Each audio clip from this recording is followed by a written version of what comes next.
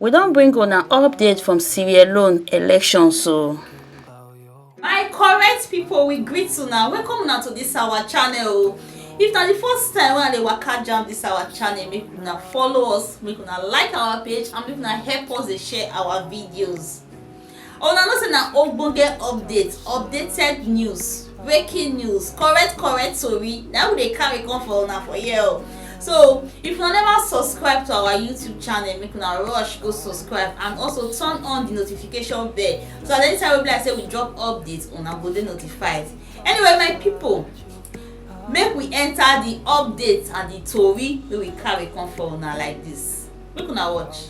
my people, now the update from Leone election, now we carry come for now like this, so I don't want to talk too much now. We'll let una watch this video, make una hear all wetin dem discuss about this election go on for Leone for top Arise News. Make una watch. Joining us is Austin Aigbe, an international election observer. Thank you so much for joining us, Austin. So good to see you.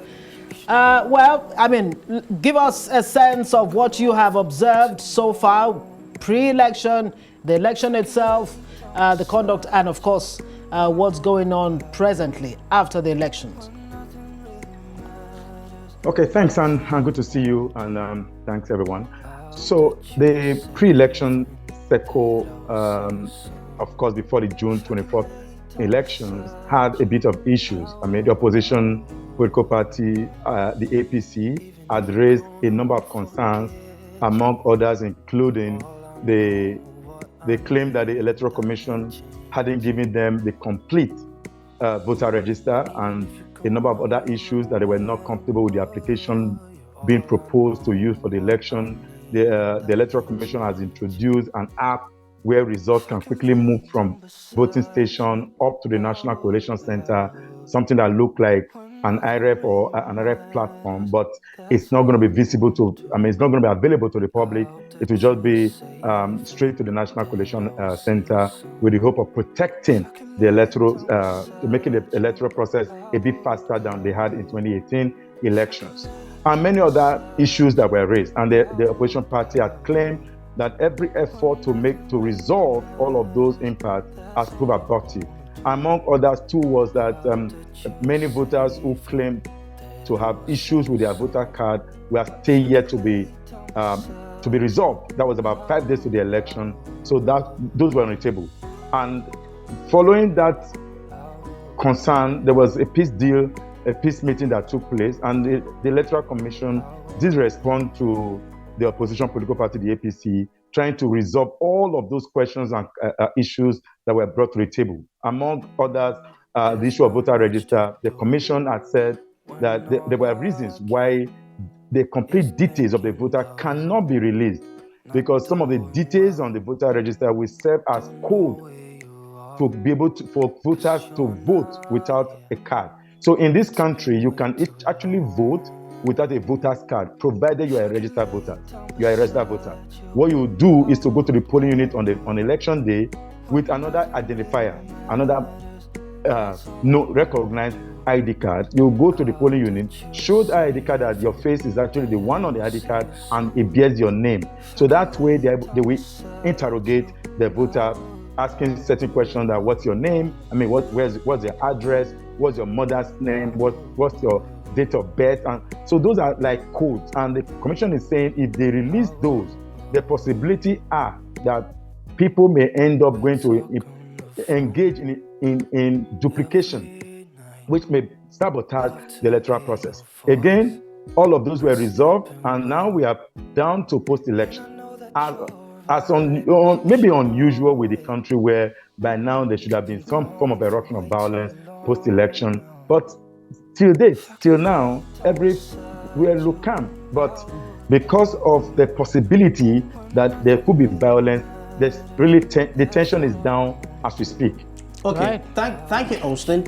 Well, this is the 5th election since the country had its civil war in 2002, Austin, and they are right in the middle of unemployment and high inflation. Bill seems to be getting the lead over Kamara. If he gets to win it looks like he already has his job cut out for him. What would the citizens be looking out for in the first few days after his victory, if it does win? So there was election in 2012. There was election in 2018. This is 2023 election. This is not the first time after the Civil War. Just so quickly, maybe I didn't hear you clearly. As of now, we can't be talking about somebody winning or maybe the opposition winning, because it will be premature because of the rules governing electoral system. No one has the right to assume that someone will win an election. But if any of them eventually wins the election, as you just read in the introductory commentaries, 60% of the vote that is out, 60%. And the incumbent president is already in about 55%, having a 55% of that total vote. As also said, you need 55% of the total vote to be declared president. But there are permutations that there won't be a runoff. Hopefully, one of the candidates will secure 55% of the total vote cast.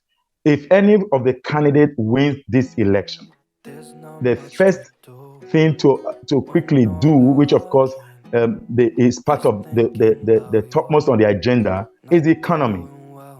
Many people feel that's the way to go. You quickly deal with the economy, whether it's the APC, whether it's the ruling party. They must find a way of addressing the economy. As we speak, the exchange rate of the dollar has dropped. Before now, a week ago, it was as high as 228 per Leone. Just also states that there was a devaluation of the currency. The currency, we used to hear millions and millions, but now it's just what used to be 10,000 is actually now 10. So just like what happened in Ghana a few years ago, they've removed their 00 and make a bit. So, but things have not dropped. The PPP, the purchasing power parity, hasn't been upgraded. So there's still a lot of economic concern, which I think either of the candidates that win, we want to deal with as quickly as possible. We'll let you go. Would you say, from your observation, that democracy is deepening in Sierra Leone? I mean, having heard from the president say, let me quote what the president, Mohamed Kome, no, that's the electoral umpire, of course, said yesterday we had a full election, meaning, of course, a peaceful, relaxed election. Is that a deepening of democracy in Sierra Leone? And could you say the same for the West Africa sub-region?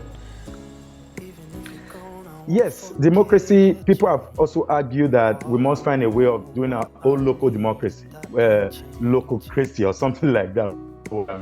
But we must look at our own cultural, traditional, and all put together. But what is unique about Sierra Leone is that what they classify as parliament is very inclusive.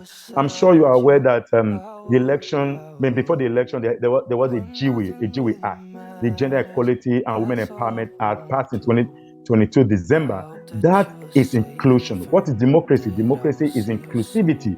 So I think that democracy is deepening in Sierra Leone. Beyond the GWE Act, there is the kind of representation. You have paramount chiefs, traditional institution represented in parliament. That is democracy. That is some form of localization of the democratic tenet. And I think that's very, very, very unique in their way of, in their system. They're not just having people elected who are more of civil authority, but the traditional institution are part of the democratic system. Hey my people, then the updates will carry come for like this, so about this yellow election when they just conclude like this. Anyway, make una drop in a comment and say a reason and make una not forget to like and share. Una do well. See you in our next video. There's not much to do when all I can